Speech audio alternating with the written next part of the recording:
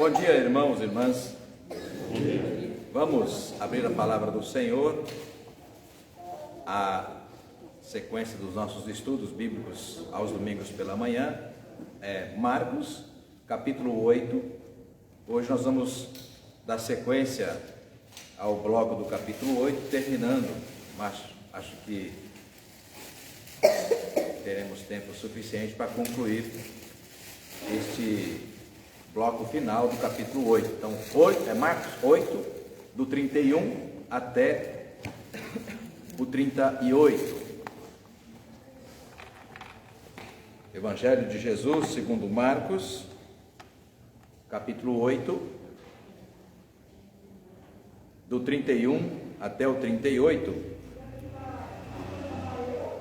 Vamos, como é do nosso hábito, cada um de nós ler um versículo e depois manter o texto aberto, porque vamos explorar bastante a nossa compreensão extraída direta da palavra do Senhor. Marcos capítulo 8, do 31 ao 38, 31. Então Jesus começou a ensinar-lhes que era necessário que o Filho do Homem sofresse muitas coisas, fosse rejeitado pelos anciãos, sacerdotes, escribas, e fosse morto, e que depois de 3 dias ressuscitasse.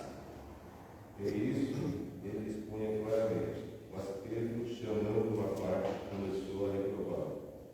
Jesus, porém, voltou-se e, fitando seus discípulos, repreendeu a Pedro e disse: Arreda, Satanás, porque não cogita das coisas de Deus, e sim das dos homens. Então, convocando a multidão, e juntamente os seus discípulos, disse-lhes: Se alguém quer vir após mim, a si mesmo se negue, tome a sua cruz e siga-me. Porque qualquer que quiser salvar a sua vida, perdê-la-á. Mas qualquer que perder a sua vida por amor de mim e do Evangelho, esse a salvará. Que aproveita o homem ganhar o mundo inteiro e perder a sua alma? Quem daria o homem em troca de sua alma? Que qualquer que nesta geração adúltera e pecadora se envergonhar de mim e das minhas palavras, também o Filho do Homem se envergonhará dele quando vier na glória de seu Pai com os santos anjos. Amém.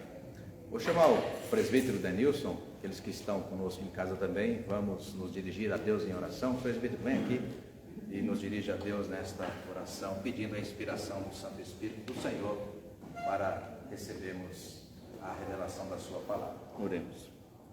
Santo Deus, eterno Pai, te agradecemos, Senhor Deus, por mais esta rica oportunidade de estarmos na tua casa, Senhor, para te louvar, te agradecer e bendizer, ó Pai, teu santo nome. Amém. Que o Senhor, ó Pai, coloque na mente e na boca do teu servo, pastor, Senhor, a palavra que ele trará nesta manhã. Que seja, Pai, uma palavra indicada por ti, ó Pai, e que ela venha de encontro às nossas necessidades. Ó eterno Deus, eu te peço, Pai, fique com cada um aqui presente e também com aqueles, ó Pai, que não sentiram à vontade ou estão enfermos, que o Senhor visite a cada um em suas casas ou num leito de um hospital. Sim. Fique, ó Pai, com cada um, eu te peço e te agradeço em nome do Senhor Jesus. Amém. Amém. Então, para vocês que estão em casa, há comodidade, né? Mas, vocês não vão poder, por exemplo, ganhar um chocolate nessa manhã, que a gente vai aqui de forma didática, viu? Porque é gostoso a gente aprender e ao mesmo tempo se sentir aí de alguma forma privilegiada por acertar as respostas que fazem parte da nossa construção de conhecimento, tá? O título para nossa reflexão nessa manhã, nesse bloco final do capítulo 8 de Marcos, tem a seguinte proposta: a quem interessava a morte de Jesus? O texto diz com toda clareza, e agora em tom testemunhal, ou tom profético, o próprio Jesus antecipando, portanto sempre digo isso, a morte de Jesus não foi um acidente de percurso ministerial, em algum momento começou a afrontar autoridades, que de fato isso vai acontecer, mas não como consequência dessa afronta, veio a perder a sua vida. Tá? Então é importante que a gente tenha isso em mente para abrir a nossa reflexão. Então uma pergunta já aqui valendo um chocolate, e eu nem vou dizer qual é o chocolate, você pode escolher, porque tem várias opções aqui, né? Vamos, então, responder essa questão. A quem interessava a morte de Jesus? Quem tinha interesse na morte de Jesus? Ou por quê? Caifás tinha interesse. Né? Ele representava todo aquele Velho Testamento lá do reino passado. Ele representava até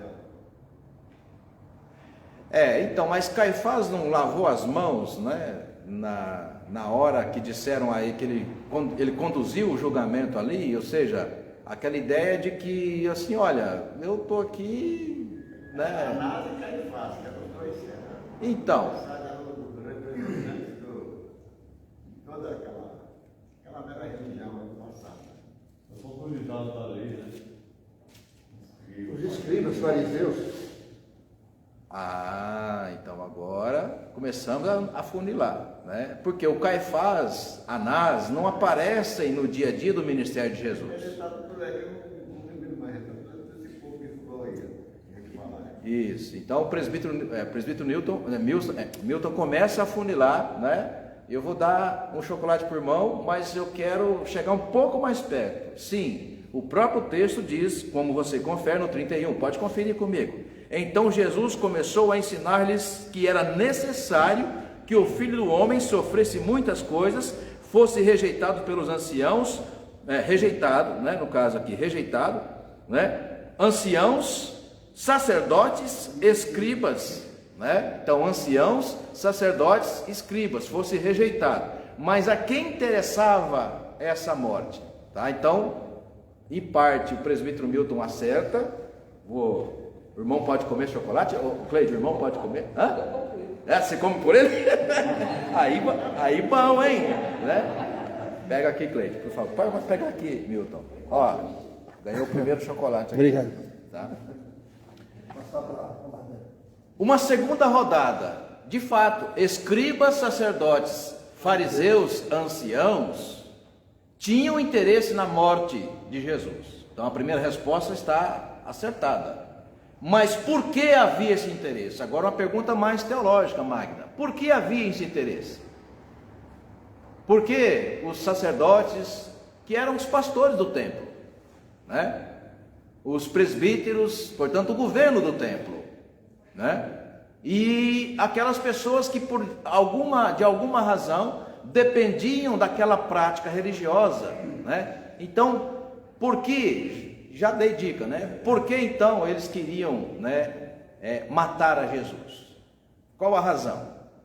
Porque Jesus pregava o amor e, na verdade, os escribas e os fariseus, eles eram muito religiosos, né? Então, tinha os que Jesus veio contradizendo tudo isso. Então, por isso que eles queriam a morte de Jesus, para que ele parasse de pregar o amor e o cuidado com o próximo, porque ia contra o que eles queriam, e também o dinheiro e tudo mais, porque eles negavam com isso, né? Com arrecadações e tudo mais, e Jesus veio pregando totalmente o contrário.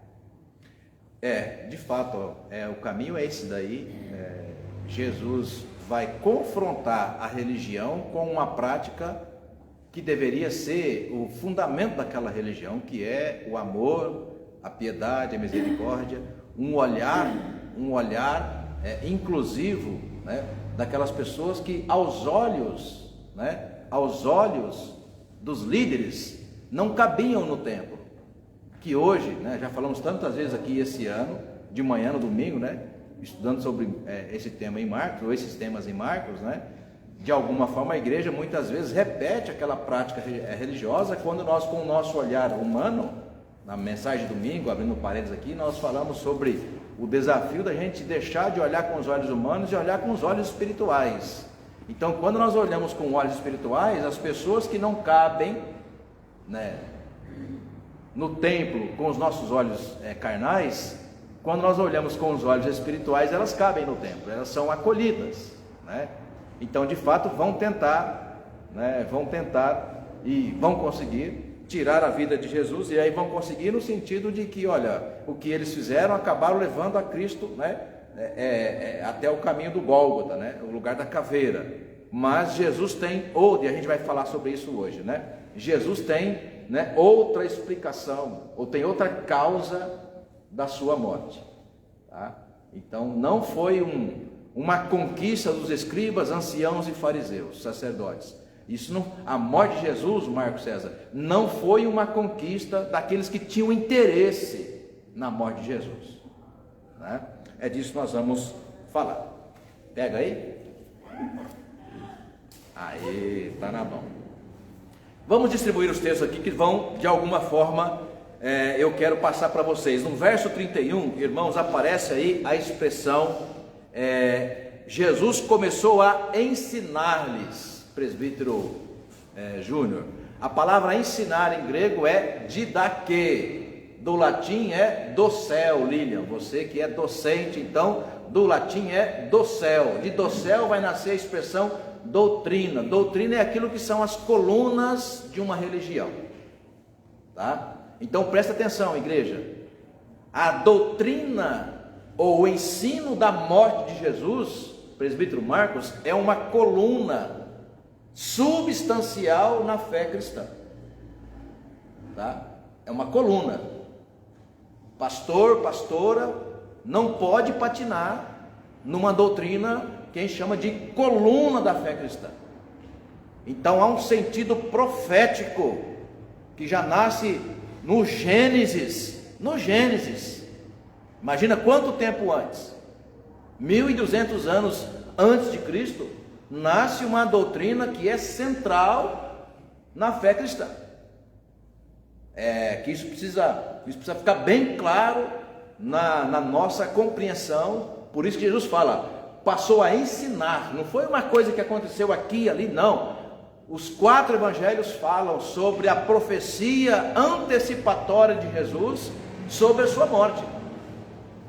Sobre a sua morte. Então não é apenas Paulo que vai dizer isso tantas vezes nas suas cartas, mas o próprio Jesus vai antecipar muito antes acerca, né, da sua morte. Então vamos começar aqui. Presbítero, você de casa também, acompanhe conosco para você aí compreender aonde a gente vai apontar aqui na nossa compreensão nessa manhã deste trecho final do capítulo 8 de Marcos.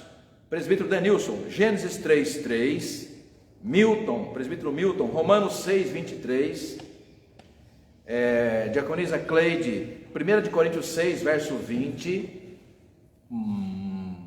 Vasti, Colossenses, capítulo 1, verso 20, vizinha, Dona Débora é diaconisa também? Dona Débora é diaconisa também? Já foi diaconisa? Vasti também? Não? Olha, então, Dona Débora, diaconisa, né?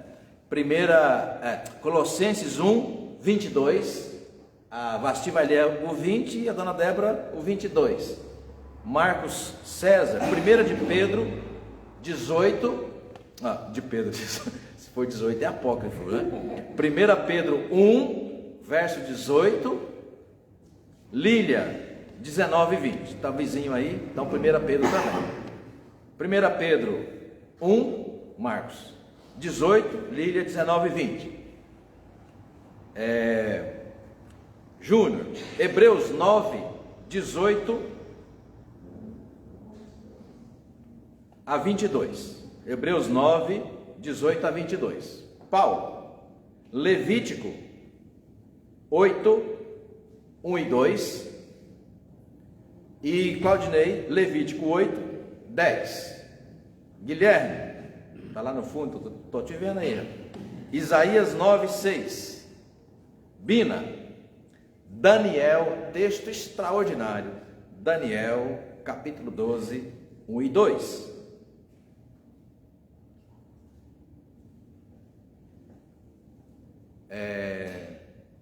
Magda, já passei texto para você? Não? Marcos 8, 36. Niceia, Marcos 8, 37. Um pouquinho para cada um, viu? Tá vendo? É que nem chocolate, no coração de pai. Vera, Marcos 8, 38.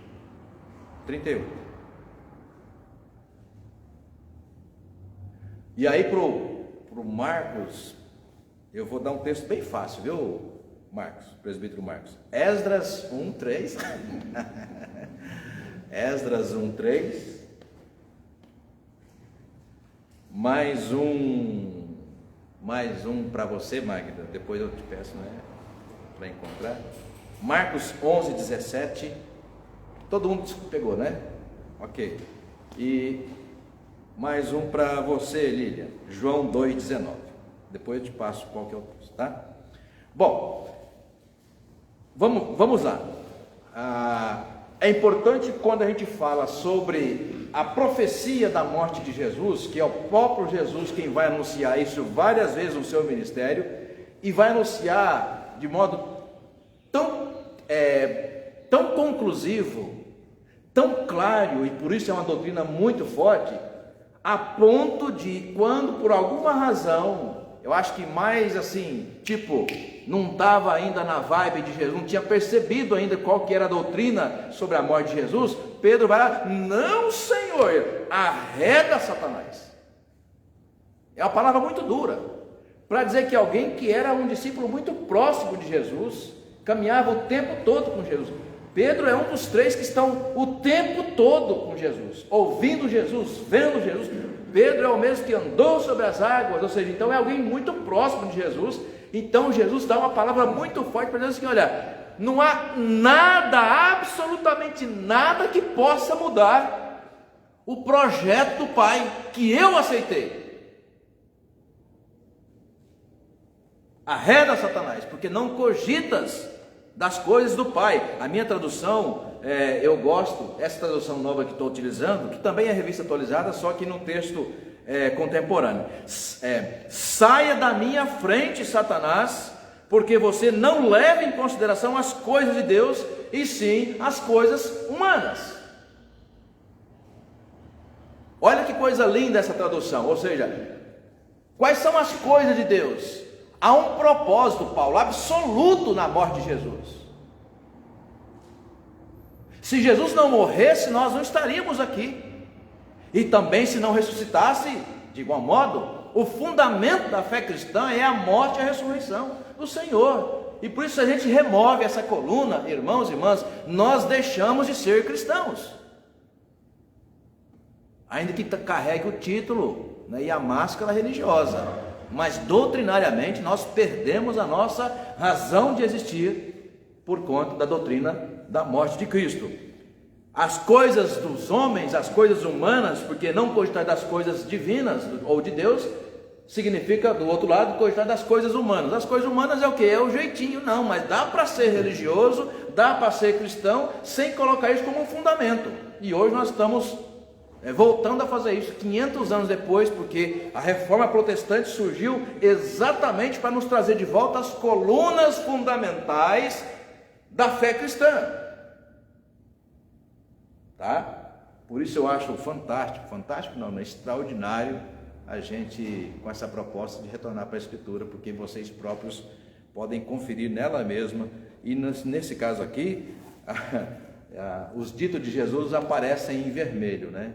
Eu acho bastante didático, porque numa construção literária seria mais ou menos assim, né? Quando você vai fazer a citação, quem tem curso superior já sabe o que é isso, né? Do trabalho que dá, vai fazer a citação, né, Lilian? Você tem que ir lá, abre aspas, né? Faz a citação, depois fecha aspas e puxa a nota de rodapé e cita. Onde que você achou isso? Onde que você pegou isso? Qual obra? Qual pensamento? De que tradição, né? Então Marcos, nessa tradução aqui, né, que usa esse estilo, Marcos faz isso. Então Marcos vai construindo ali um ideário para apresentar o ministério de Jesus, e quando é o próprio Jesus quem disse aqui, ele destaca, essa tradução destaca, está em vermelho aqui para dizer, olha, quem disse isso? O Senhor Jesus, tá? Então, onde está a doutrina fundamental, né? Ou seja, a base da sustentação da fé cristã sobre a doutrina da morte de Cristo? Vamos ouvir Gênesis 3, verso 3. Pode ler, presbítero? Portanto, gente, no terceiro capítulo do começo da Bíblia. No terceiro capítulo. Tá? No comecinho. Até porque Gênesis, né, significa o começo. Então é onde começa. Criação, né? Ser humano, Adão e Eva, como imagem e semelhança. E terceiro o quê? Queda. Está no princípio. Pode ler, por favor. Gênesis 3:3, se você quiser conferir também, ou apenas ouça, né? Mas do fruto da árvore que está no meio do jardim, disse Deus: dele não comereis, nem tocareis nele, para que não morrais. Obrigado. Bom, então está claro, a mensagem que foi dita na primeira aliança feita de Deus com o ser humano é: olha, eu sou Deus, vocês criaturas, tá? Então o conceito aqui, ó, de tudo que tem na criação, vocês serão administradores e poderão se fartar. Agora, para lembrar vocês constantemente que vocês são humanos, criaturas e não Deus, tá? Aqui é o limite de vocês. Porque o dia que vocês traspassarem esse limite, vocês vão conhecer a morte. Que Paulo mais tarde, aí já vem o segundo texto, quem vai ler? Romanos 6:23, presbítero Milton, pode ler. Paulo mais tarde vai interpretar Gênesis 3:3 com essas lindas palavras que estão registradas aí, que a gente vai ouvir agora. Porque o salário do pecado é a morte, mas o dom gratuito de Deus é a vida eterna em Cristo Jesus, nosso Senhor. Glória a Deus. Portanto, gente, se você tem uma mensagem profética que nasce em Gênesis 3, que vai permear, Marco César, toda a literatura bíblica, toda, eu não estou dizendo de um versículo aqui e ali, não, toda a literatura bíblica será perpassada ou será construída com essa lógica da morte como salário do pecado. A morte é um testemunho de que nós somos humanos e nós desobedecemos a Deus. E que uma vez resolvido o problema teológico, doutrinário da morte, vai acontecer algo que está cristalizadamente construído ao lado da morte de Jesus, que é a ressurreição. Tá? Então, quando há a superação da morte, qual que é a conquista que se obtém com a ressurreição de Cristo? A última parte que o presbítero leu em Romanos 6:23, né?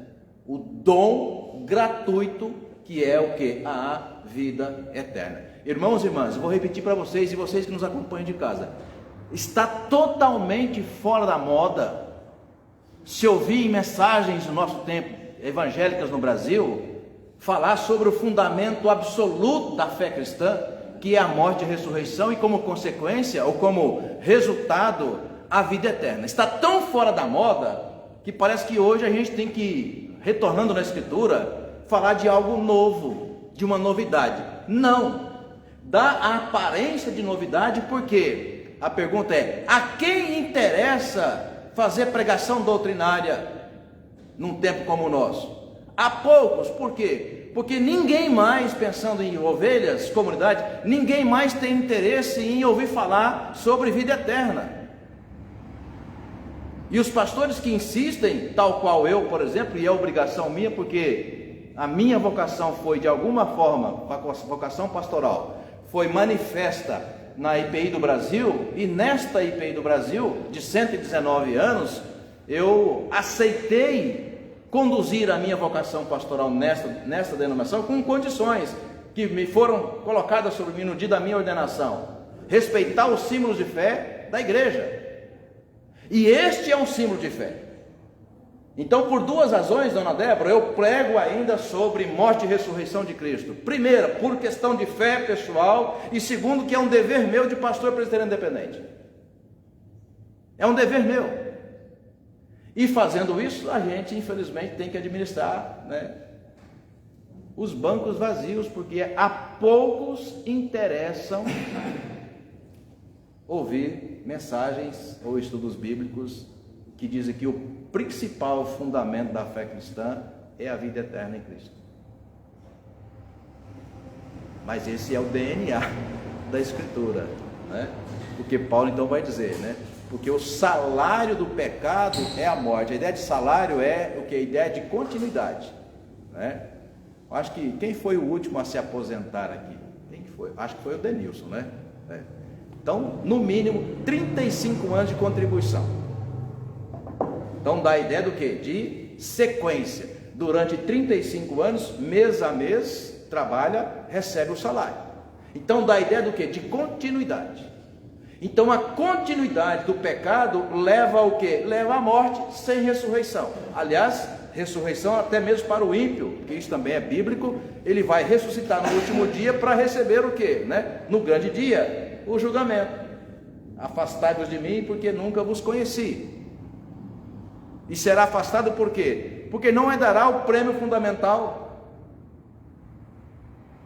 que é a vida eterna, né? Então, nesta perspectiva, o que nós compreendemos é que a continuidade do pecado nos leva para a ausência da eternidade, mas a interrupção do pecado por meio da morte e ressurreição do Senhor nos autentica, nos habilita ao que? A herdar o reino de Deus, ou a vida eterna. Irmãos e irmãs, se eu mudo isso, prestem bem atenção no que eu vou dizer para vocês agora. Se eu mudo essa mensagem central, Bina, da fé cristã, eu volto a trazer aquela mesma religião, Lilian, que Jesus teve de usar a marreta de Anivátimon, né? Usar a marreta para quebrar os cristais, destruir aquelas colunas. Por quê? Porque as pessoas os líderes religiosos não eram capazes de perceber que o fundamento da fé judaica não era aquele. Então Jesus usa a marreta, e vocês viram aqui tantas vezes, ele insistiu muitas vezes pregar nas sinagogas, que hoje seriam as igrejas evangélicas ou cristãs. Ele tentou várias vezes, mas foi botado para fora por razões que nós estamos hoje de novo refletindo. Por quê? Porque a mensagem que ele trazia não agradava àqueles que, de alguma razão, aí sim, o Sr. João disse, está correto, se beneficiavam material e socialmente da religião. E hoje a mesma coisa. Eu falo até como professor de teologia no nosso seminário. O tipo de teologia que nós estamos ensinando no seminário, que é o beabá da fé cristã, né, desagrada a maioria. A maioria. Basta ver, por exemplo, como o curso é reconhecido pelo MEC, Presbítero Lírio, no final de cada semestre, os alunos, sem precisarem colocar o seu nome, identificação, eles fazem avaliação de professor por professor e disciplina por disciplina. Tente imaginar as pérolas que aparecem. Por quê?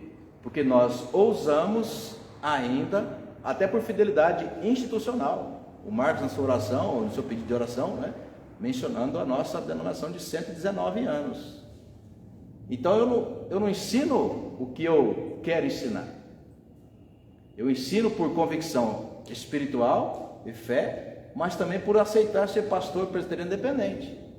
Então eu tenho uma fidelidade. Eu não posso ensinar o que, mas isso não dá ibope mais, eu não vou pregar isso daí, né? Bom, então naquela ocasião não tinha um interesse na morte de Jesus, porque a mensagem que ele pregava destoava daquela mensagem que era o quê? Uma mensagem religiosa cristalizada, que não falava mais sobre o pecado.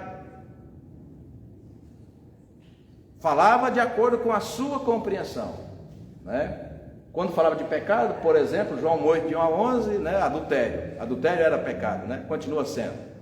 Então eles falavam a partir daquela perspectiva. Se um homem pecou, adulterou, certamente a culpa é da mulher. Era assim que eles falavam de pecado. Pode falar, Claudinei. O ímpio vai ter vida eterna no inferno, ou ele vai deixar de existir? Ai, que pergunta difícil. Essa pergunta sua dividiu a igreja em 1938, irmão. Uma pergunta, viu? Se vocês que estão em casa não acompanharam, não conseguiram ouvir a pergunta que o Claudinei fez, por isso que é bom vir aqui, viu? Ele pergunta se o ímpio, né, depois da ressurreição final, se ele vai permanecer eternamente no inferno. Eu respondi para ele que essa questão é tão simples que em 1938 dividiu a igreja, né? Chamada doutrina das penas eternas, onde surgiu a Igreja Conservadora de São Paulo, né? Porque o presbiteriano independente, naquela ocasião, acreditava que sofrer eternamente dá a ideia de que não estar na glória de Deus na eternidade já é um sofrimento eterno, ou seja, não será jamais revogado isso. Então o ímpio, no dia do juízo final, né, ele será deixado de lado desse benefício que a gente chama de benefício eterno. Aí então se pergunta, mas o que vai fazer com a alma deles? Será extinta, será destruída. Não vai ter sofrimento do inferno. Sofrimento é exatamente não estar na glória de Deus. Não estar na glória de Deus é um sofrimento eterno. Por quê? Porque não será, biblicamente, não tem nenhuma mensagem dizendo que depois da ressurreição final haverá mais um estágio. Não. Tanto que a palavra é eschaton, em grego é a última coisa. A última coisa a ser feita, 1 Coríntios 15, é o quê? É a vitória sobre a morte, onde Deus vai em Cristo, né, pisotear a cabeça de Satanás. Ó, terminou, acabou. Agora é a glória eterna. Essa seria a segunda morte, então, o ímpio. A segunda morte, exatamente, perfeito. Apocalipse trabalha o tema. 1 Coríntios 6, ainda sobre a morte. 1 Coríntios 6, Cleide, né? Verso 20, pode ler, irmã. Porque fostes comprados por preço, agora pois glorificai a Deus no vosso corpo. Olha que coisa linda. Porque fostes comprados por preço, e agora pois no vosso corpo glorificai a Deus. O que Paulo quer dizer com isso?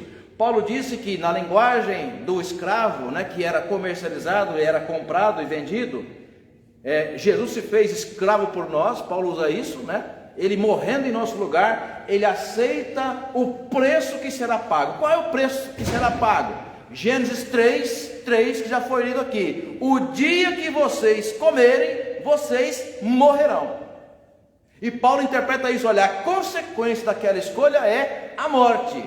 Portanto, em Adão todos, sem exceção, em Adão todos morrem.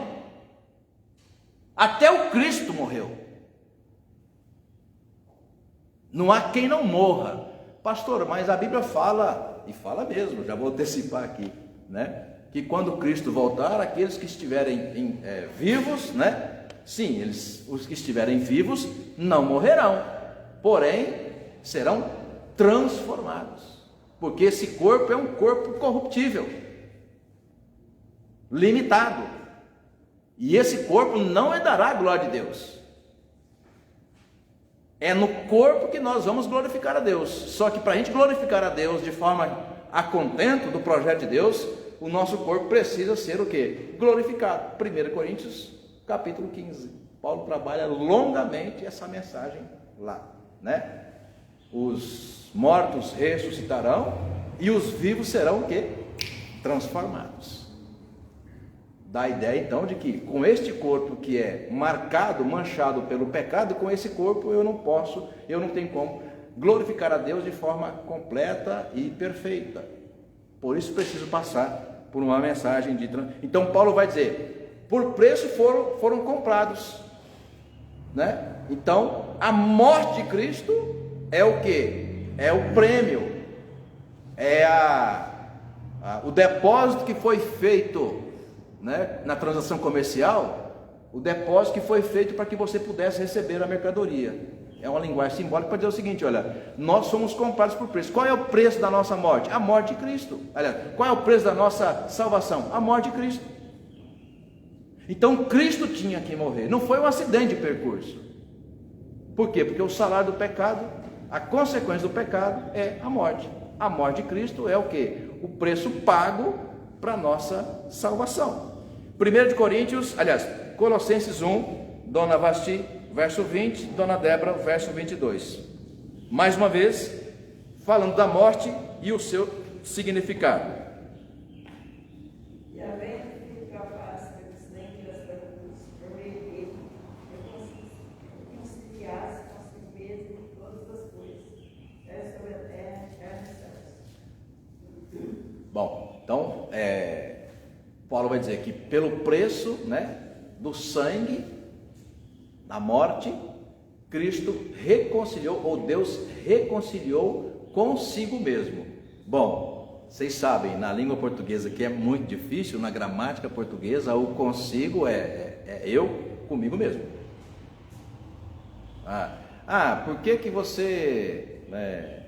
Por que você usa a gravata todo domingo? Não está na Constituição, não é dever. Mas eu gosto, eu aprendi com os pastores que me formaram. Desde menino cresci vendo aquela imagem e gosto, me faz bem. Então é comigo mesmo. Não tem uma lei, não tem uma obrigação. Eu posso ser pastor independente de estar vestido, né? Com gravata, né? Com paletó, né? É um simples exemplo para dizer, olha, é uma coisa que faz bem a mim. Então Cristo não está aqui, ou na sua morte, Marco César, Cristo não está atendendo uma demanda, entendeu, das autoridades judaicas. Então esse cara tem que morrer. Não. A morte de Cristo é uma resposta a si mesmo do compromisso que assume com o Pai. O salário do pecado é a morte. Pelas suas pisaduras, Leila, diz Isaías 53, nós seremos salvos. Ele será contado com os transgressores. Ele vai interceder pelo ímpio. E o seu corpo como despojo. Então o que é o despojo? Quando um guerreiro vinha e conquistava uma nação, né, havia o despojo de guerra. Qual era o despojo de guerra? Né? As mulheres para servirem, você já sabe do que? A prata, o ouro e os jovens para serem o quê? Soldados e escravos. Então esse era o benefício de uma conquista na guerra, que é o despojo, né? Então nessa linguagem, o que Cristo está ali afirmando, né? Que o despojo da sua morte é o que? É a conquista da vitória para aqueles que não tinham como conquistar a vitória. Então a morte, né, é uma resposta, e o Pedro, no texto que foi lido hoje, 1 Coríntios, mostrou também exatamente isso, né? E olha que eu nem sabia o que estava programado para a gente falar, né? O texto quando Paulo está falando sobre reconciliação, que Deus reconciliou o mundo consigo mesmo, por meio da morte e da ressurreição de Cristo. Então é um projeto de Deus, e não um acidente de percurso, como gostam tantos historiadores ateus, né, de dizerem, Cristo morreu, ou Jesus morreu, aquele judeu marginal, ele morreu porque enfrentou as autoridades políticas da sua época. Sim, não é uma resposta equivocada, só é incompleta do ponto de vista teológico e bíblico. Jesus não morreu porque enfrentou as autoridades, não. Jesus morreu porque o sinal da sua morte, ou a profecia quanto ou sobre a sua morte, é o que? É a mensagem de que o salário do pecado é a morte. Para você ter vida, todos morrerão. Aliás, antecipando aqui, quem ficou com Hebreus? Quem ficou com Hebreus? Cadê Hebreus? Hebreus 9, é o Júnior, presbítero Júnior. Olha só, leia Hebreus 9, 18 a 22, você de casa, falando sobre a ideia da é invariável, não é possível você pensar a mensagem da salvação se não vinculada à morte e à ressurreição de Cristo. Então Hebreus 9, 18 a 22, por favor.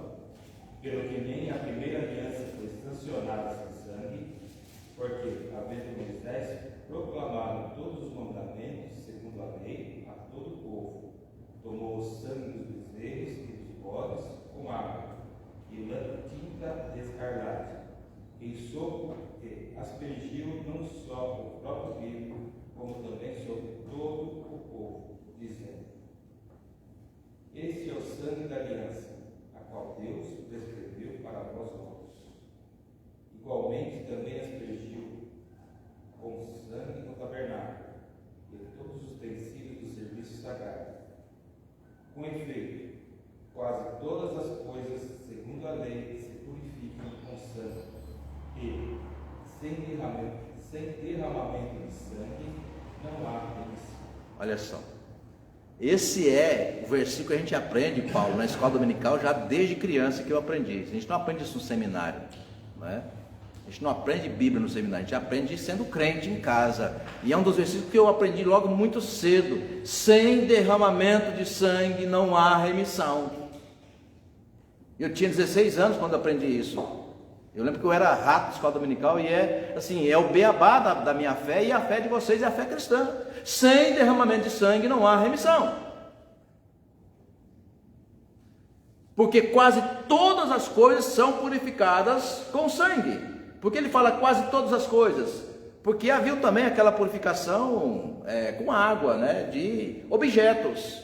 Mas quando se fala de purificação para se livrar do pecado, é o que? O sangue. Primeiro de cordeiro, pombinhas, aquilo que sacrifício que era feito no templo, e depois e ultimamente, por fim, completo, perfeito, como Hebreus 9 sugere, Cristo.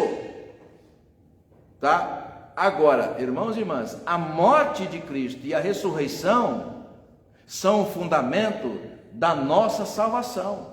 Não fundamento para você, na boca de tanto pastor da atualidade, para você ser filho do rei, para você prosperar financeiramente, para você ter isso e ter aquilo outro e tal, essa marca evangélica contemporânea.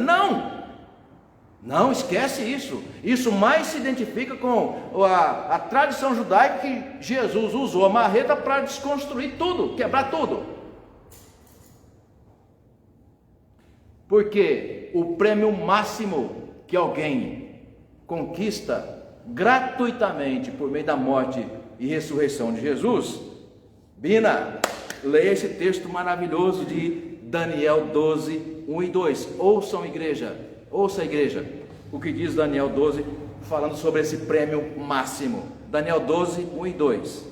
Nesse tempo se levantará Miguel, o grande príncipe, o defensor dos filhos do povo de Deus, e haverá tempo de angústia como nunca houve, desde que existem nações até aquele tempo. Mas naquele tempo o povo de Deus será salvo, todo aquele que for achado inscrito no livro. Muitos dos que dormem no pó da terra ressuscitarão, uns para a vida eterna, outros para a vergonha e horror eterno. É a primeira vez que vai aparecer em todo o Antigo Testamento a palavra ressurreição. E junto dessa primeira vez, com o sentido doutrinário, presbítero Júnior, de que, por exemplo, muitos ressuscitarão para a glória eterna e outros que para a vergonha eterna. No conjunto fala sobre salvação. Salvação. Que salvação é esta? É a salvação do que? Da vida eterna. Então, irmãos e irmãs, podem procurar, mas vocês não vão encontrar, e aqui é uma provocação minha para vocês fazerem mesmo que eu estou sugerindo fazer. Podem procurar em toda a Escritura.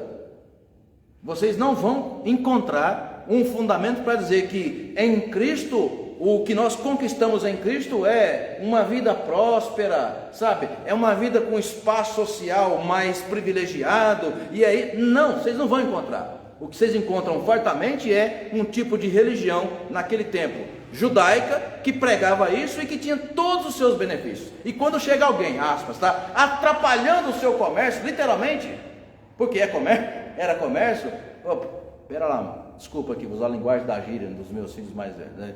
Mano, vaza, cai fora, você não tem lugar aqui, está atrapalhando. Quando é que ele fez isso, pastor?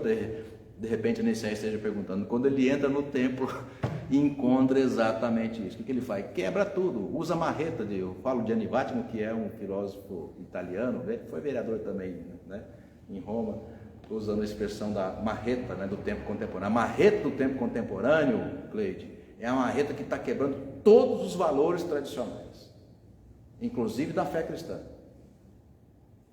A vida eterna, Paulo, é um valor tradicional que está sendo marretado por esses, né, pastores contemporâneos que acham que doutrina não é mais coisa a ser pregada porque não atrai ninguém. Para encher banco, você tem que pregar o que o povo quer ouvir. O que o povo quer ouvir? Ah, você é filho do rei. Não, Jesus é maravilhoso, Ele vai te abençoar. Olha isso, aquilo, outro. Para fazer isso, e eles vêm e vão, né? Eles vêm e vão.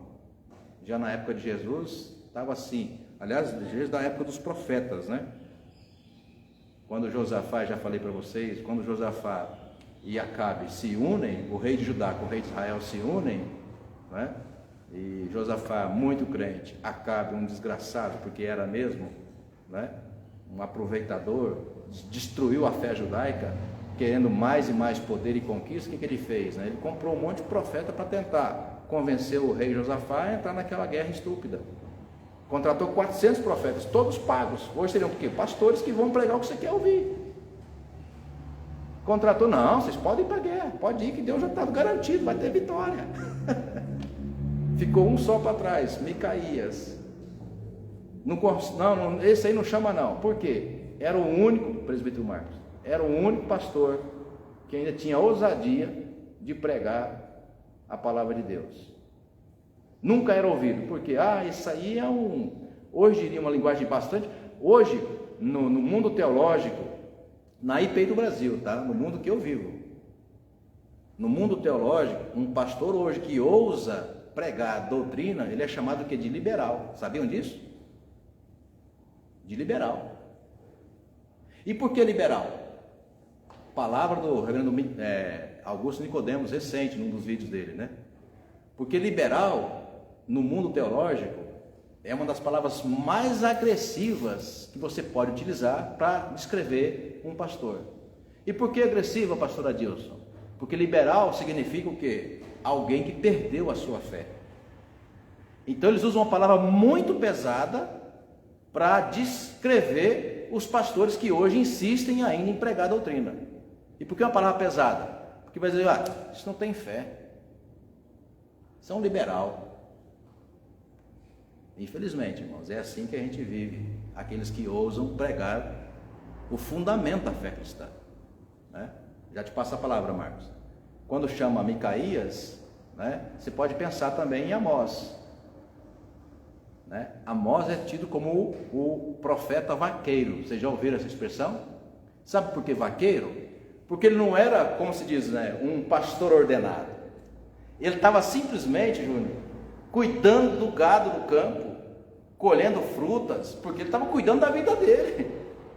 E aí vem uma palavra, fala, levanta, vai a Jerusalém e anuncia a palavra. Como assim?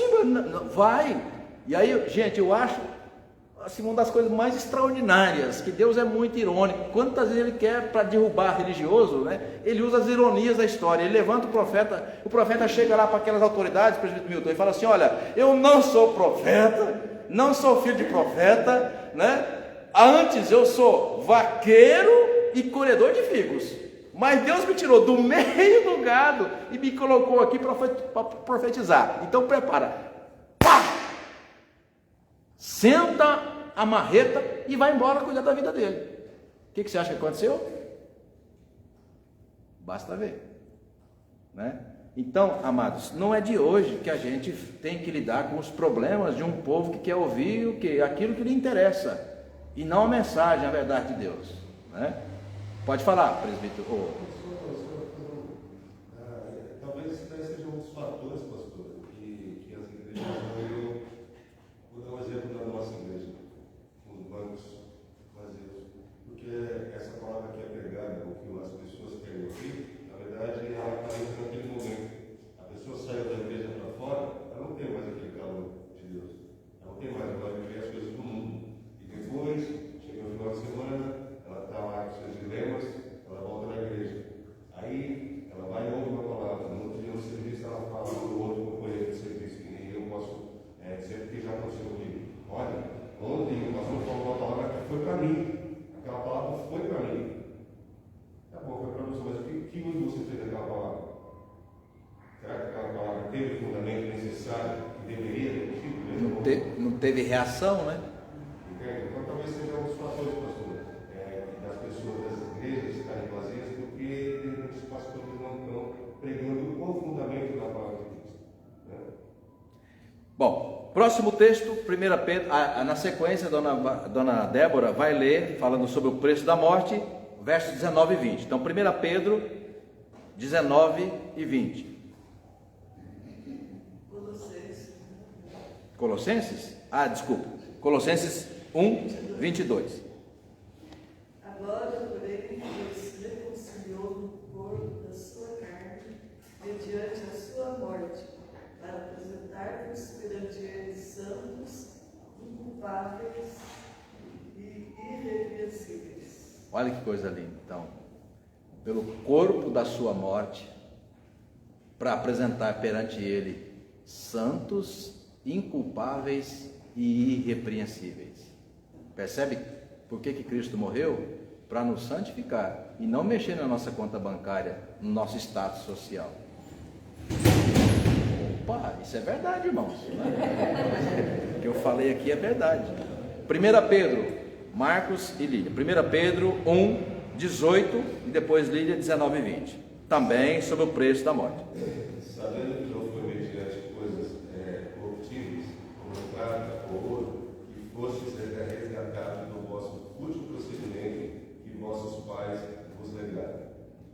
Mas pelo precioso sangue, como de cordeiro sem defeito e sem mácula, o sangue de Cristo, conhecido com efeito antes da fundação do mundo, porém manifestado no fim dos tempos por amor de vós. Olha, gente do céu, conhecido antes da fundação do mundo. Percebe, gente? Né? Então, não foi acidente de percurso, ou seja, isso estava no coração de Deus. Tem um teólogo suíço que eu sempre cito aqui, Calvart, não sei se vocês já decoraram, que ele fala, né, que a cruz estava no coração de Deus antes da criação do mundo. Então a morte de Cristo é o que? É um projeto de Deus para dizer o quanto que você, a palavra que você te fez ganhar um chocolate, o quanto Deus nos ama. Deus nos ama incondicionalmente, sendo capaz de planejar a cruz mesmo antes da criação, antes da doença. Deus já preservou, já preparou o que? O remédio. A palavra grega é pharmakos, olha que coisa, ou seja, eu já vou cuidar da sua ferida antes mesmo da ferida surgir. Isso é Bíblia, isso é a palavra de Deus, né? Já citamos aqui então, Gênesis, Romanos, Coríntios, Colossenses, Pedro, Hebreus, e apenas um versículo de cada texto, mas você pode pegar desde o começo, você vai até o final. Essa é a mensagem da Escritura, irmãos. Essa é a mensagem. Então, morte, ressurreição, o preço da morte, isso é coluna. Se eu quebro, se eu usar a marreta para a coluna, não vai dar certo. Tá? O texto que a irmã Bina leu, eu deixei de mencionar, porque está escrito lá no verso 2, quando ele fala, né, daqueles que serão salvos, que terão seus nomes escritos no livro. Está lá a profecia já de Daniel, no livro. Então, para que serve isso? No último dia, uma linguagem simbólica, no último dia, Deus vai abrir esse livro. Esse livro está na mão de quem? Irmãos, beabá da fé cristã, né? Esse livro da vida está nas mãos de quem? O Cordeiro. Você não pode comer chocolate e vai ganhar o segundo. O Cordeiro de Deus, que é Cristo, no último dia. Vinde bendito de meu Pai, recebei por herança o reino de Deus que vos está preparado desde a fundação dos tempos. Então esse nome está escrito ali, né? Vinde, então vai chamar ali Júnior, Débora, Vasti, os demais também, viu? É porque não dá para ficar citando todos. Cada um dos seus eleitos. João 10, Deus conhece as suas próprias ovelhas e as chama pelo seu próprio nome. Então, no final, Malaquias 3, está escrito aqui também para a gente ler, né? Se não... Malaquias, está escrito, não, já escrevi na minha Bíblia nova aqui, eu não coloquei para a gente ler, não, mas você pode conferir. Malaquias 3, 14 e 18. Senhor, o que adianta a gente seguir, entendeu? Fazer jejum, andar na tua presença, e nossa vida continua uma draga, a gente não está bem financeiramente, nós estamos doentes, está ruim, ou seja, nós não fomos para aquelas igrejas que falam assim, não, vem para cá que vai dar tudo certo, dá a sua oferta, o grupo de 1000, o grupo de 100, de 10, de 50, né? Vem para o grupo de 100 mil, tem, não sabia não? Tem o grupo de 100 mil, porque a bênção é maior que ele precisa, né? A empresa que ele quer montar é multinacional, então você tem que ter uma bênção, né? Para ser uma bênção maior, o sacrifício tem que ser maior. Então, o grupo dos empresários, o grupo dos 100 mil, tá? Senhor, o que nos adianta seguir os teus passos? A nossa vida está assim. Ele fala assim, ó, calma. 18, viu? Malaquias 3, 18, calma. No final, No final, essa mensagem eu coloquei enquanto estava meditando na semana no meu Facebook. No final, no dia do juízo, tá? Que a Bíblia coloca o dia final, letra maiúscula, viu? O D e o F, para dizer que é aquele grande dia. Lá naquele dia você vai ver a diferença entre o justo e o ímpio, entre quem serve a Deus e quem não serve a Deus. Porque quem serve a Deus não serve para ter benefícios nessa terra. Não adianta, irmãos, eu não vou mudar o conteúdo da minha mensagem. Não vou, eu prefiro pregar como voz solitária no deserto, mas não mudo para encher a igreja, não mudo, porque esse é o conteúdo que nós temos na Escritura. Não dá para mudar e continuar com um coração fiel a Deus. Lá no final você vai ver a diferença entre quem serve a Deus e quem não serve, entre quem será chamado para entrar na glória de Deus e quem não será chamado. É isso, irmãos. Mensagem escatológica, juízo final, é isso, né? Próximo texto, Levítico 8, eu acho que é Levítico 8, 1 e 2, o Paulo, depois do Claudinei, o 10, né? Disse mais o Senhor a Moisés: tomarão os seus filhos e as vestes do óleo da unção, como também o novilho da oferta pelo pecado, e dos 3 cordeiros e os 6 dos pães básicos. Isso, e o verso 10? Então, Não, esse é o Claudinei. Então Moisés tomou o óleo da unção e ungiu o tabernáculo e tudo que havia nele e o consagrou. Bom, por que isso é importante? Para você perceber, para a gente interpretar, aqui em Marcos 8, 31, então Jesus começou a ensinar-lhes que era necessário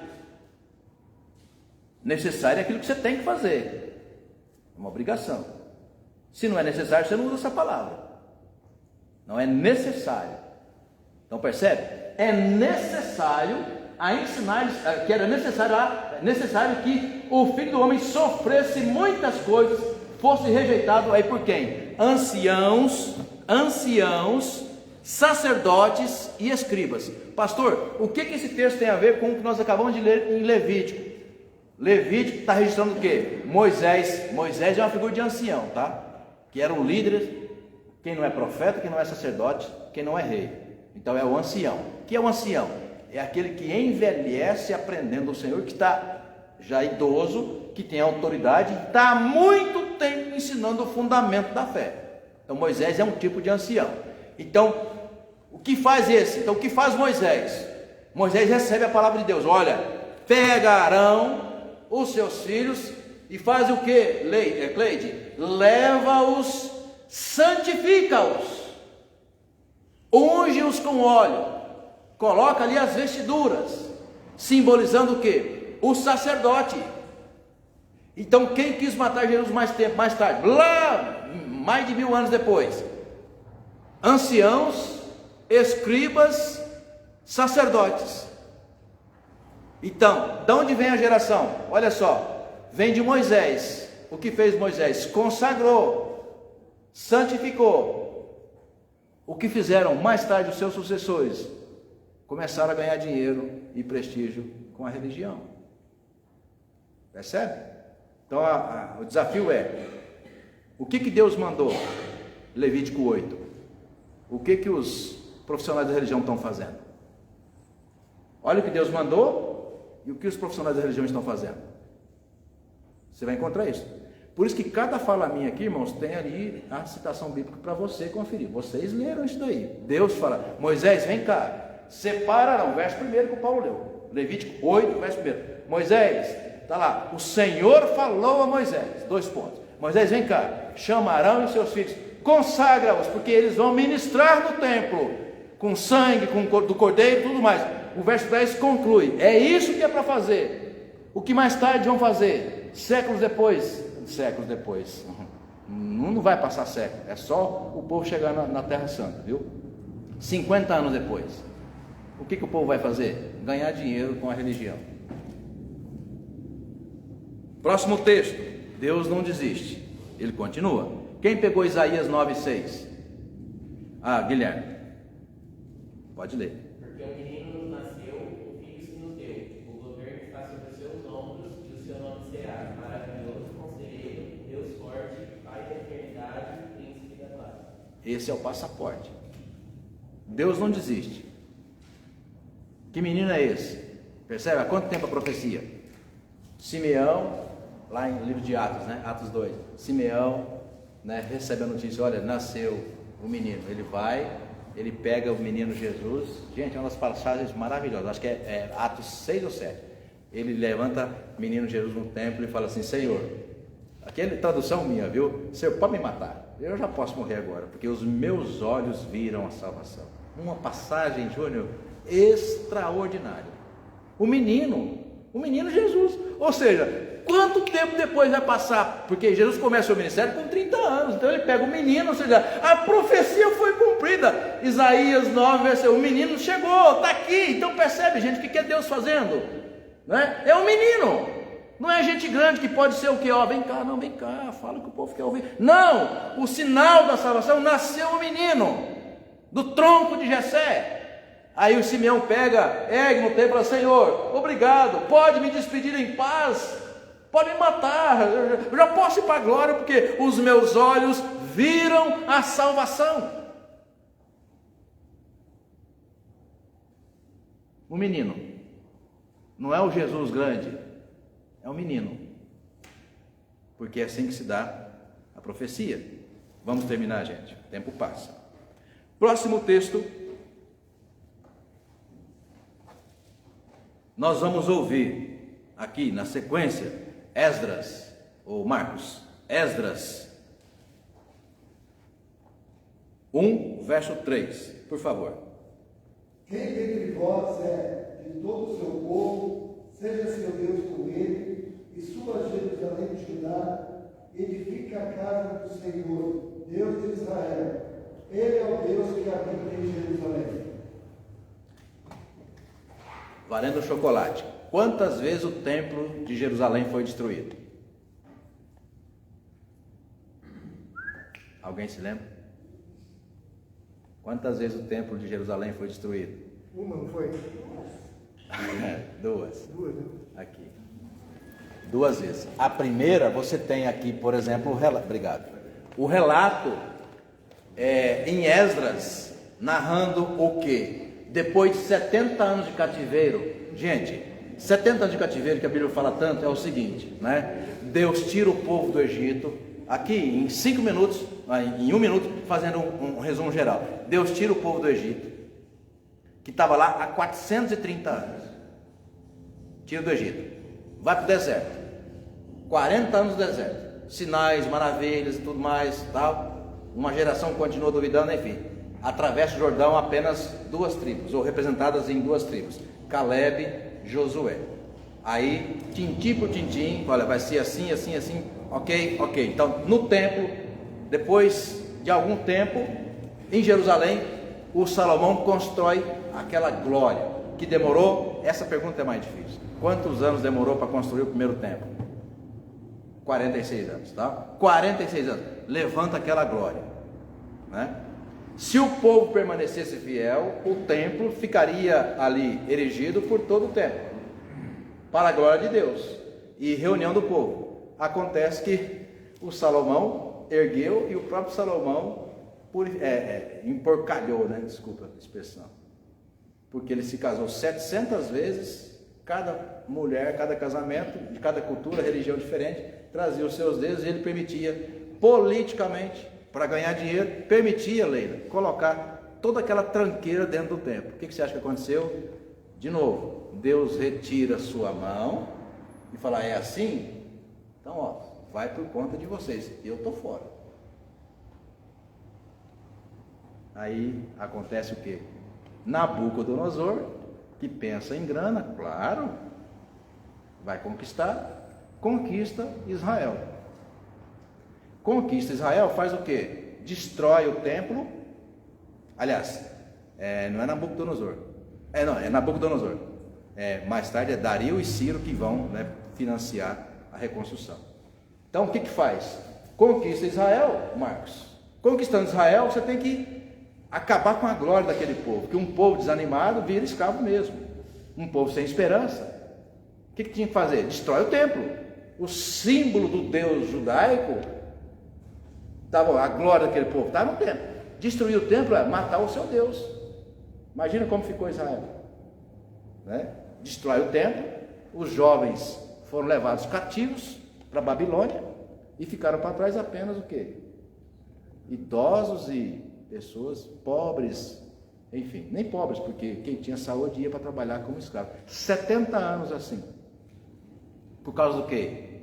Por causa de gente querendo ganhar dinheiro com religião, fazendo política com reis idólatras. Não é de hoje, gente.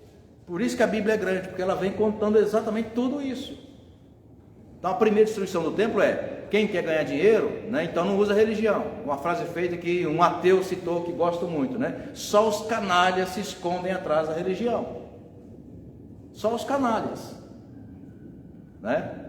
Porque a religião dá aquela aparência do que? De honestidade. Mas na verdade Jesus falou, né? É sepulcro caiado. É só se abrir para você ver se não vai feder.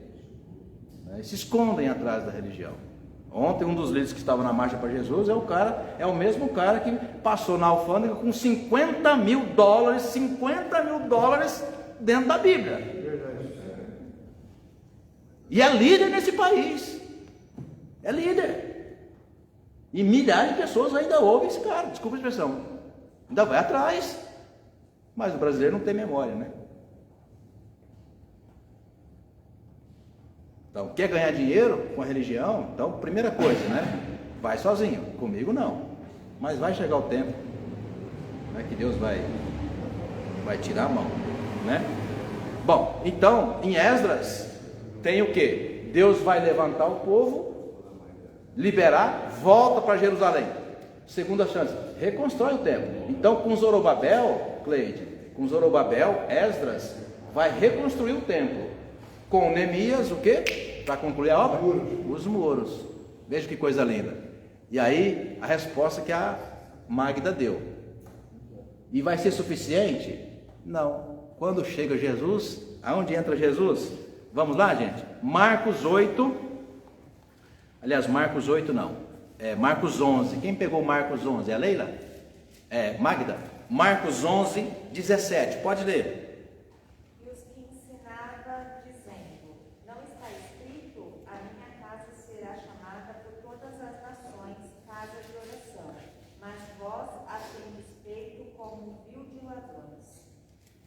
E sabe o que é gostoso quando a gente aborda esse tema?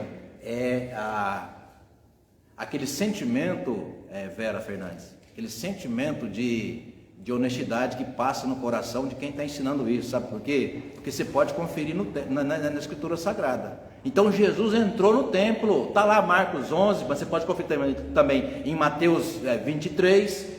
Tá? Jesus entrou no templo e o que ele encontra? Desculpa a expressão, um monte de sem vergonha vestido de pastor, de líder, ganhando dinheiro porque estava comercializando as coisas. Jesus faz o que? Ele pega a sua marreta, quebra tudo e fala o que? Está registrado aí, na minha está em vermelho. Dito de Jesus: a minha casa será chamada casa de oração para todos os povos, todas as nações, e vocês transformaram ela o quê? Numa casa de covil de salteadores, de ladrões. Não sou eu que estou falando isso, eu só estou colocando um tom a mais, né?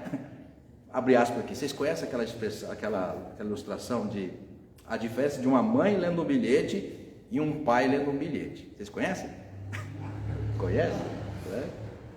O filho completou 18 anos, passou no vestibular lá em Diamante do Norte, né? Brincando, lá longe. Aí foi lá vai estudar em Cascavel, porque Diamante do Norte não tem universidade, né?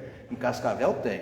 Então ele vai lá, imagina o Diego 20 anos atrás, vai fazer faculdade, foi lá para Cascavel. Aí foi embora, 3, 4 meses, não deu notícia nenhuma, acabou o dinheiro, ele pega e faz um bilhete, né? pai, me manda dinheiro.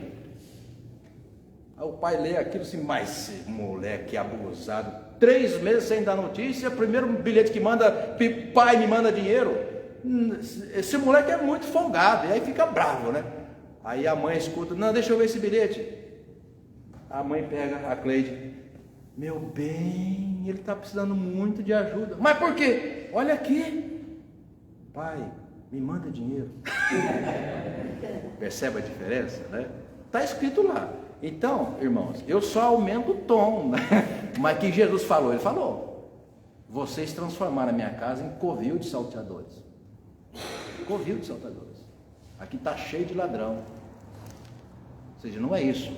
A casa de Deus é casa de oração para todos os povos. Inclusive a palavra grega para povos é etnos, etnia, ou seja, várias línguas, culturas, nações, é para todo mundo. E quem que entrava lá? Primeiro, quem tinha dinheiro para comprar e de alguma forma quem não causasse problema. Era assim. João 2,19, já estamos terminando, até porque passamos 5 minutos. João 2,19. Pode ler. Eu distribuí João 2,19? Sim, sou eu. Ah, pode ler.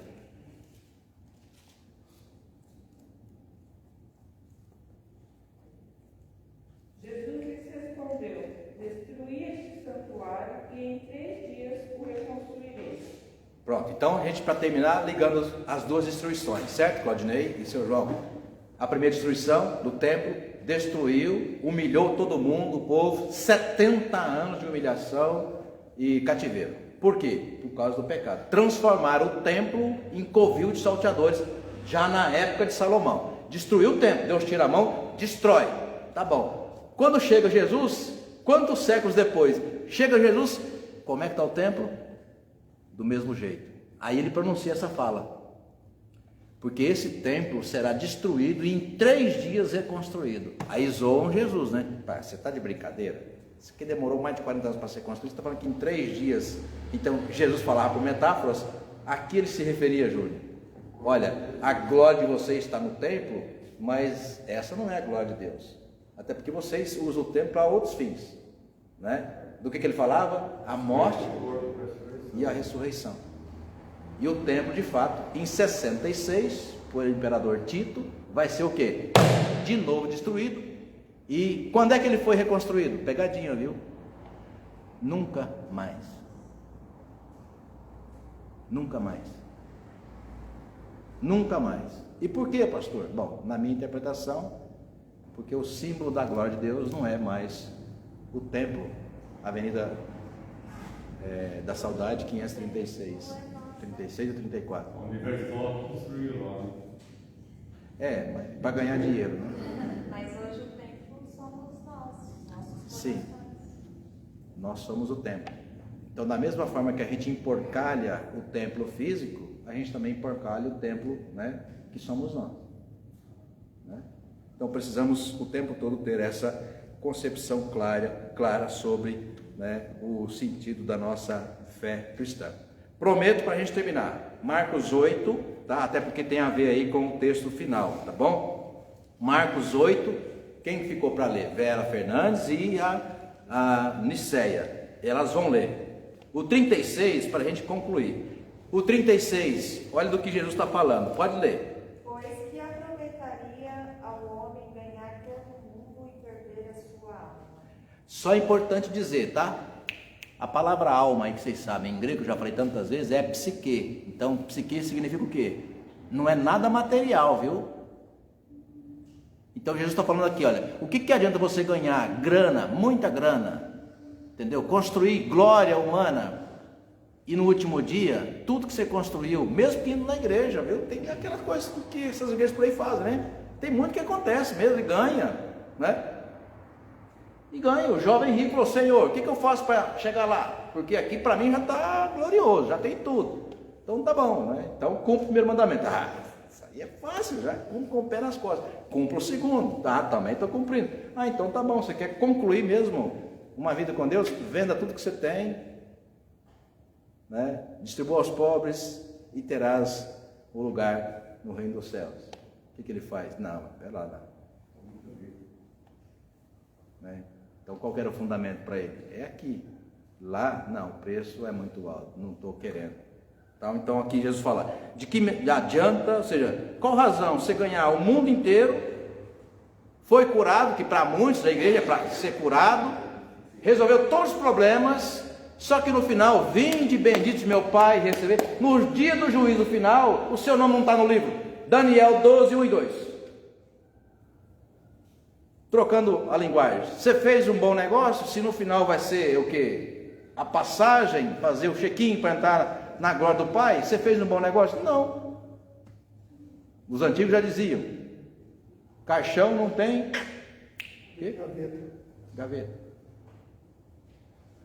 Não sei se vocês viram, até que eu coloquei no Facebook essa semana uma matéria sobre o Cid Moreira, com 94 anos, que os filhos o levaram na justiça. Por quê? E levaram na justiça para decretar, se ganhasse o processo, a interdição do pai. Porque interditando o pai, eles teriam o quê? Autonomia para gerar a fortuna do pai. Bem-vindo, viu, gente? A humanidade. Absurdo, né? E eu falei, se sou eu, eu dou tudo para a igreja, porque a igreja, ainda mais arrepende do Brasil, eu sei que vai dar excelente destinação, ainda mais essa igreja, que ninguém vai pôr a mão na grana, vai ser a igreja mesmo, vai dar destinação. E já falei isso para meus filhos, viu? O dia que eu ouvi alguém aqui falando, o dia que eu ouvi isso, eu dou para a igreja, porque ela eu sei que não vai brigar por dinheiro, e muito mais, vai fazer boa destinação. E eles ficam, cada um na sua. Isso aqui é um apartamento financiado ainda. Imagina se fossem, né, rios e rios de dinheiro. 37, Niceia. Que daria um homem em troca da sua alma. Ou seja, mesma coisa. O que você dá em troca? Alma. Essa semana eu vi na novela, não estou recomendando ninguém não, viu? Estava assistindo a novela, eu achei engraçado quando um personagem lá falou assim, se você fizer isso aqui, é coisa simples, você vai conseguir o que você quer. O que era? Venda sua alma ao capeta, ao diabo. O cara que nem é religioso, ele parou assim, sabe a cultura brasileira, né? Ele parou assim, falou assim, não, estou fora. Né? Ou seja, é um Brasil cristianizado. Então o que adianta? Você ter tudo. Ir para uma igreja que promete tudo e que de alguma razão, né? Não sei se foi sorte ou coincidência, mas deu certo para você. O que adianta você ganhar tudo isso? Mas o dia que chegar, e vai chegar, ou você não acredita que vai ter juízo final?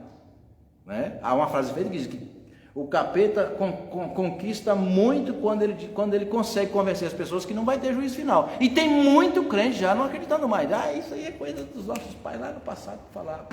Continua acreditando. E aí o que é interessante, viu? Antes que Cristo volte, o mais correto é que aconteça, sabe o quê? É o barqueiro chegar e falar, hoje eu vim buscar a sua alma. Vem buscar a sua alma, o dia que você morrer. A pergunta é, quando você morrer? Você sabe que você vai morrer, né? Para onde você vai? Ou você não acredita mais em vida eterna? Percebe onde nós chegamos? Tá? Será que não acredita? Será que não tem inferno? Depois eu sou liberal, né? Será que não tem inferno? O que acontece com a alma? É disso que Jesus está falando aqui no texto, para a gente terminar. O que acontece com a alma depois que você morre? Para onde que ela vai? Percebe? A igreja para de falar desse tipo de mensagem, as pessoas esquecem, porque Bíblia não lê mais, Paulo. As pessoas esquecem, mas Jesus está dizendo claramente aqui, o que adianta você ganhar o mundo inteiro e não se preocupar com a sua alma? O dia que você bater as botas, para algum lugar sua alma vai. Aí você aqui nessa vida escolhe se você quer que a sua alma vá para o inferno ou ela vá para a glória de Deus. Para ir para a glória de Deus, você tem que voltar à base. Qual que é a base? Porque o salário do pecado é a morte, mas o dom gratuito de Deus é o quê? É a graça salvadora por meio da fé. Te dá o prêmio máximo, que é a vida eterna. É isso. Né? 38, o último versículo, porque termina, né? Vera. Porque qualquer que desta geração adulta é pecadora. Se envergonhar a mim e das minhas palavras, também o Filho do Homem se envergonhará dele, quando vier a glória de seu Pai com os santos anjos. Tá bom, eu interpreto isso aí da seguinte maneira, né? Hoje tem muito pastor com vergonha de pregar esse evangelho, viu, Lívia? Sabe por que ele tem vergonha de pregar? Porque ele não atrai mais ninguém. Muito, pastor. Eu acho que a maioria. Ah, essa é pregação de derrotado. Olha o tanto de banco vazio. Quem quer ouvir isso? Né? Não sei se vocês querem, mas eu quero continuar pregando e falando sobre o que no final, ou quando Cristo me chamar, eu espero que seja daqui uns 150 anos, né? Eu quero ir para a glória do Pai. Eu quero ir para o seio de Abraão. Não quero ser aquele rico que Lázaro falou assim: tá vendo, miserável? Quantas vezes eu bati na tua porta, você não estava nem aí para mim. Lê lá, parábola do rico e do Lázaro, Lucas 17, se enganado não estiver. Ao cara do lado no inferno sofrendo. Tenha misericórdia ao Lázaro, pobre, miserável, que não tinha nada, está na glória do céu, né? Do Pai, no seio de Abraão. Ele falou assim: Lázaro, intercede aí. Eu brinco assim, né? Agora você quer, né? Quantas eu bati na tua porta, miserável? Você nem me viu, passava por cima. Quem está aí não vem para cá. É o que ele fala, viu? Quem está aí não vem para cá. Quem está no inferno não vem para a glória de Deus. E quem está na glória de Deus não vai para o inferno.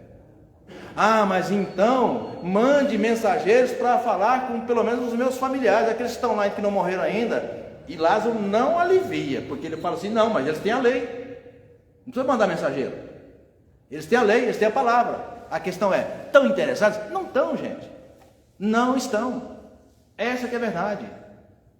O templo foi destruído 2 vezes exatamente para testemunhar exatamente isso.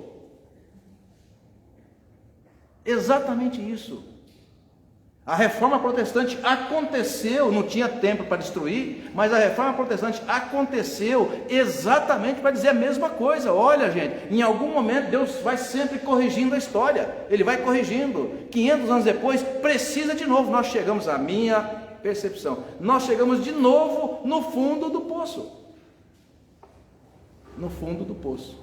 Por quê? Porque a gente confia o que está aqui na boca dos pastores, não confere como um bom bereado. Prometo a vocês que nos acompanham de casa, a nós que estamos aqui, louvado seja o Senhor pelo tempo de reflexão da palavra. Passamos 15 minutos e me perdoem por isso. Vamos fechar os olhos, vamos orar, terminando.